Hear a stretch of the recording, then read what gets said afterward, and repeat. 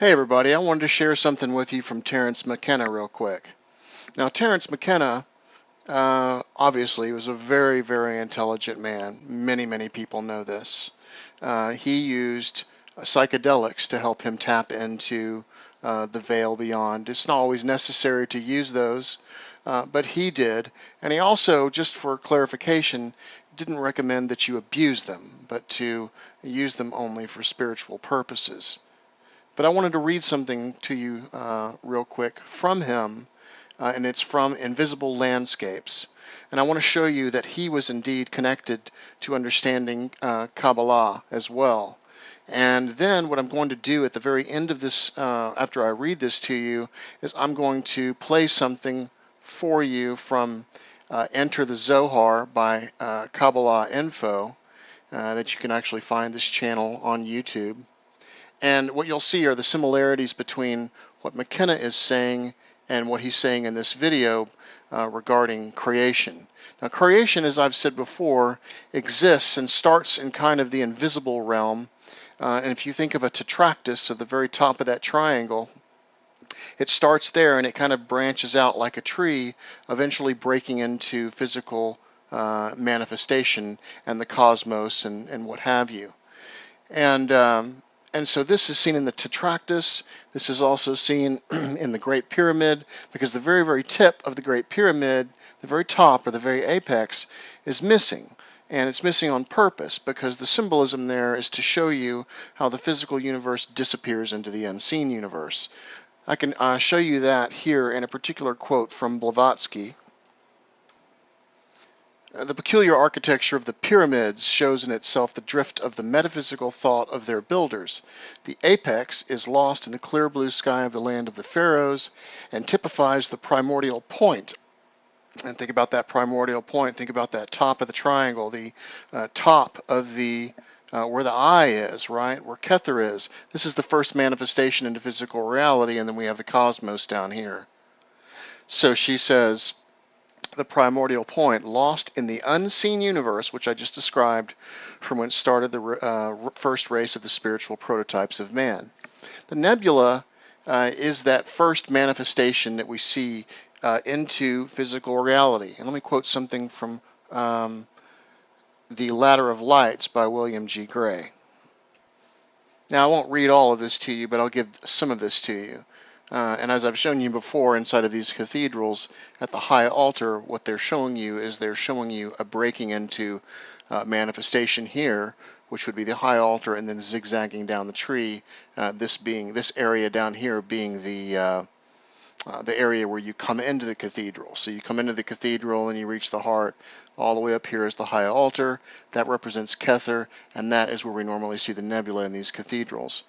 In William G. Gray here in The Ladder of Lights, he says this in chapter 13, Sephira Kether, the crown, the summit, and that represents this nebula. It says, in the world of Asiya, which is our physical manifestation, it's the world of expression. It's called the prima mobile, and it's also called the nebula. The treetop at last. Here we are at the very apex of the middle pillar, where we can make no further progress on the tree of life unless we leave it altogether into nothing above, or fall back to Malkuth and start all over again. Unless we have grown wings during our upward journey, we can follow the latter course. I'll go ahead and read some more of this to you. Kether not only signifies a crown in the regal sense, but also the summit of any height, especially a mountain or a pillar or a pyramid. It has an implied meaning of surrounding anything in a friendly manner, and in this proverb it says, the prudent put on the knowledge of Doth. Okay, so Doth is right here, and he put it on as a crown. So Doth, in a way, is a crown, just like Kether is, except Doth is kind of the, it is taking the wisdom and the understanding and organizing it into something that is knowledge that you can actually do something with, where this is kind of abstract in the Kether area. It says this gives a nice picture of the supernals together with the crown of Kether ornamenting the prudent heads, Hokmah Bina, that have reached a position of knowledge of Doth. And I've shown you before, as you rise up this tree, by combining these two together, you get Doth here, which is also a version of Kether, which is what you see up here. It says some modern Kabbalists have made the attribution of Uranus to Kether, although this can scarcely be a really ideal one. The nebula is what we consider Kether. Now let me read to you what Terence McKenna has to say real quick. And this will show you that he has an understanding of Kabbalah, which you'll find that most of these guys that do a lot of studying, this is what they understand, and you begin to understand the psychology of the universe, and as it breaks into manifestation, and you can see the similarities between it and man. It says the unformed archetypes of the collective unconscious, which Carl Jung also goes into, which I've also described before, may be the holographic substrate of the species mind. Each individual mind brain is then like a fragment of the total hologram. But in accordance with the holographic principles, each fragment contains the whole. It will be, so this is exactly what we see when we take a look at the tetractys, because at the very tip we have this one mind, but then it divides itself into many, just like a tree trunk divides itself into many branches. It says it will be remembered that each part of a hologram can reconstruct the entire image, but that the details of the image will deteriorate in proportion to its fragmentation, while the overstructure will remain. Out of this feature, holography arises the quality of individual point of view and, in fact, individuality itself. If each mind is a holographic medium, then each is contiguous with every other because of the ubiquitous distribution of information in a hologram. Each individual mind would thus be a representation of the essence of reality, but the details could not be resolved until the fragments of the collective hologram were joined. So when you think about the tetractys and you think about how it breaks in to the whole triangle that goes all the way down to the physical universe, when all those come together and join back up into the single one again, then you get your detailed hologram back again. So with that, I'm going to leave you with this real quick, and you can listen to what he has to say, and you will see that Adam, or Adam, is basically the same as the Son of God, which is Jesus Christ. It's just in a different form. So when we hear about it in the Old Testament and we hear about Adam, we're almost kind of talking about what Jesus is being referred to, or I would say not necessarily Jesus, the historical figure, but the Christ, because the Christ is actually the Son of God, which moves down through the spiritual universe, through mind, and then breaks into the physical cosmos. And the whole cosmos, you and everything around you, are fragments of that total hologram that broke through into physical manifestation. So I'll leave this with you guys. You guys have a good weekend, and I'll talk to you soon.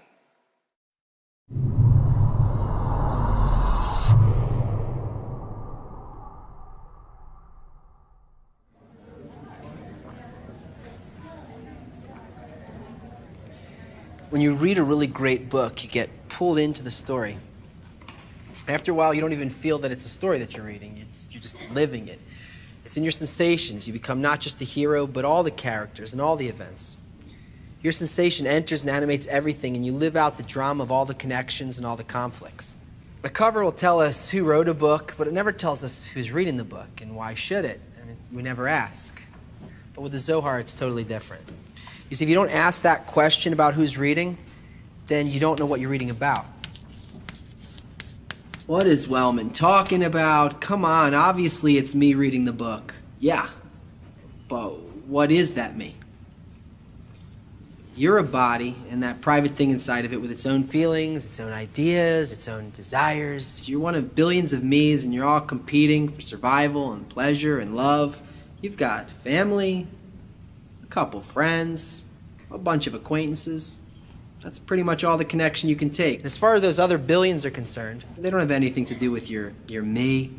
As long as they don't threaten what you have, take what you need, well, it's a great big beautiful world. Live and let live. What's mine is mine, what's yours is yours. But you remember when we learned that the Zohar isn't a book, or it's not an object among other objects? Well, neither are you. And the Zohar isn't written for an individual reader, because there's no such thing.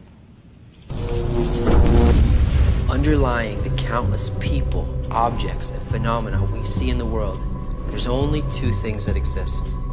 An unchanging creative law called Boré, creator, giving force, and two, a single creature the law built that contains the entire cosmos and everything in it, called Adam.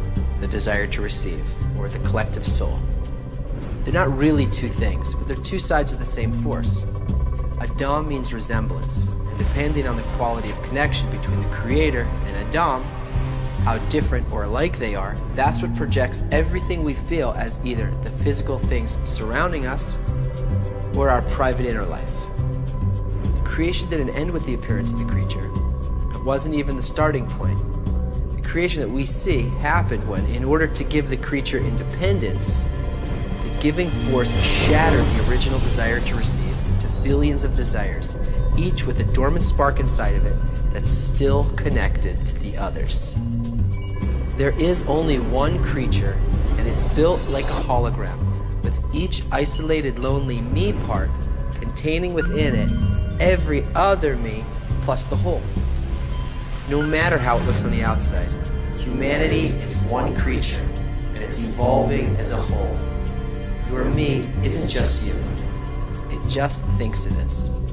You pick up and open the Zohar at the turning point of creation, and the one reading the book is the collective soul with amnesia.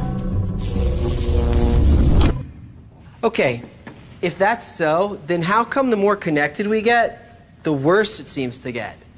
I mean, why has globalization turned into worldwide crisis and conflict? Tell you, we built a totally interdependent world, and there's no place left to grow. There's nowhere left to run. We're being forced to turn around now and live in it. And it's the wrong kind of world for what we've become. We're connected on the outside and hating it on the inside.